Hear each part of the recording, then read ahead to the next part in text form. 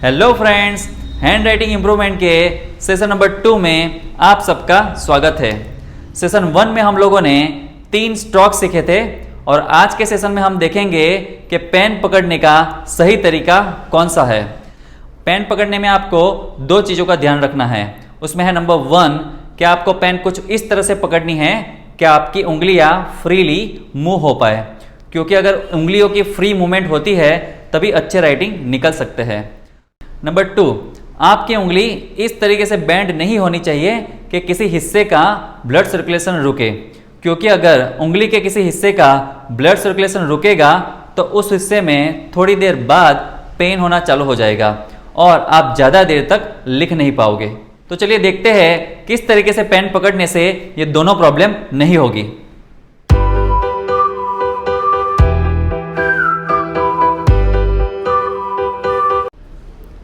Pen पकड़ने का जो सही तरीका है वो कुछ इस तरह से है। ये जो हमारा थंब है और जो फर्स्ट फिंगर है उसमें ये वी शेप बनना चाहिए। ये आप देख सकते हैं कि वी शेप बना है। उसके बाद जो हमारी ये सेकंड फिंगर होती है वो यहाँ नीचे सपोर्ट में आएगी कुछ इस तरह से, और उसके बाद जो ये 2 फिंगर है वो उसके बैक सपोर्ट में आएगी। तो इस तरह से कुछ होल्डिंग करना है हमें। फिर क्यों इस तरह से करने से फ़ायदा है, क्योंकि इसमें देखिए उंगलियों की फ्री मूवमेंट आप कर पाएंगे, आराम से आपकी उंगलियां आगे पीछे हो पाएगी। और सेकेंड थिंग कि ब्लड हमारा जाम नहीं होना चाहिए कहीं, वरना ज़्यादा देर तक लिख नहीं सकते, पेन होने लगेगा।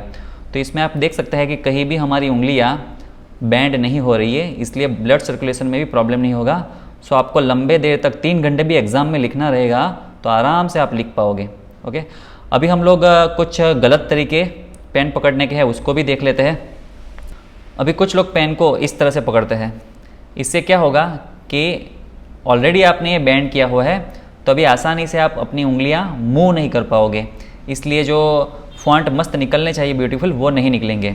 दूसरा कि यहाँ हमारी उंगली बैंड होती है तो यहाँ ब्लड सर्कुलेशन रुक जाएगा, यहाँ से लेके यहाँ तक तो आएगा फिर यहाँ रुक जाएगा। सो ये जो हिस्सा है पूरा वो पेन करने लगेगा।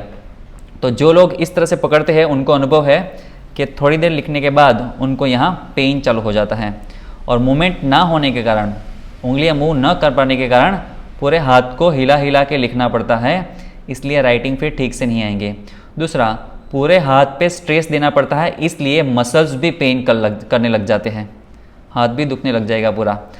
अभी कुछ लोग पेन को इस तरह से पकड़ते हैं जैसे पेन का गला दबा रहे हो, तो इसमें भी आप देखिए कि आसानी से मूव नहीं कर पाएंगे, इसलिए पूरा हाथ ही हिलाना पड़ेगा। दूसरा कि यहाँ भी ब्लड सर्कुलेशन रुकेगा ही, यहाँ बैंड हो रही है। दूसरे कुछ लोग पेन को 5 उंगलियों से पकड़ने की ट्राई करते हैं इस तरह से कुछ, तो इसमें भी ये 5 उंगलियों से पकड़ेंगे ऐसे तो भी आसानी से आप मूव नहीं कर पाएंगे। इस तरह से कुछ पकड़ते हैं 5 उंगलियों से। अभी कुछ लोग ऐसा भी है जो बहुत ही आगे से पकड़ते हैं, बहुत ही आगे से, जो पॉइंट है ना वहाँ नज़दीक आ जाते हैं एकदम। तो फिर वो अपने फॉन्ट अपने को दिखने चाहिए, वो दिखते नहीं है इसमें, तो उनको भी लिखने में दिक्कत होती है और अच्छे राइटिंग नहीं आ पाएंगे। और कुछ लोग बहुत ही पीछे से पकड़ते हैं। अगर बहुत पीछे से पकड़ते हैं तो भी उंगलियों पे प्रेशर आएगा, उसके कारण उंगलियां पेन करने लग जाएगी। तो जो सही तरीका है वो अराउंड 1 सेंटीमीटर जितना, ये जो पॉइंट होता है वहाँ से 1 सेंटीमीटर जितना आपको गैप छोड़ देना है। अभी जो अच्छी कंपनियां हैं पेन बनाने वाली, वो तो ऑलरेडी वो एग्जैक्ट जगह पे निशान भी करके देती ही है कि कहाँ से आपको पकड़ना है, लेकिन ना हो तो अराउंड 1 सेंटीमीटर, और वहाँ पे ये वी शेप बनाना है। इसको ठीक से आप देख लो, और पीछे ये 3 उंगलियाँ सपोर्ट में आएगी। ओके, जस्ट इस उंगली के ऊपर इसे जैसे रख ही देना है तो आराम से आप ये मूव कर पाओगे। कुछ लोग क्या करते हैं कि पेन को बहुत ही टाइटली पकड़ते हैं। बहुत टाइट पकड़ने से ये होगा कि आपकी मूवमेंट ठीक से नहीं होगी। दूसरा, पेज के ऊपर भी प्रेशर ज़्यादा पड़ेगा, और अगर पेज के ऊपर प्रेशर ज़्यादा पड़ा तो पीछे का हिस्सा जो है वो पूरा बिगड़ जाता है, और इससे भी बड़ा नुकसान ये होगा कि पूरा हाथ आपका पेन करने लग जाएगा। इसलिए पेन को एकदम सॉफ्टली पकड़िए, उसका गला मत दबाइए। अभी कुछ पेन ऐसे भी होती है कि आसानी से इंक निकलती नहीं है, तो आप ऐसे पेन सिलेक्ट कर लीजिए जिसमें से इंक आसानी से निकलती रहे, तो आपको स्ट्रांगली नहीं पकड़ना पड़ेगा और ये मूवमेंट आपकी ठीक से होनी चाहिए। तो चलिए देखते हैं आपके हाथों को ये नए तरीके से पेन पकड़ने की आदत कैसे डालनी है।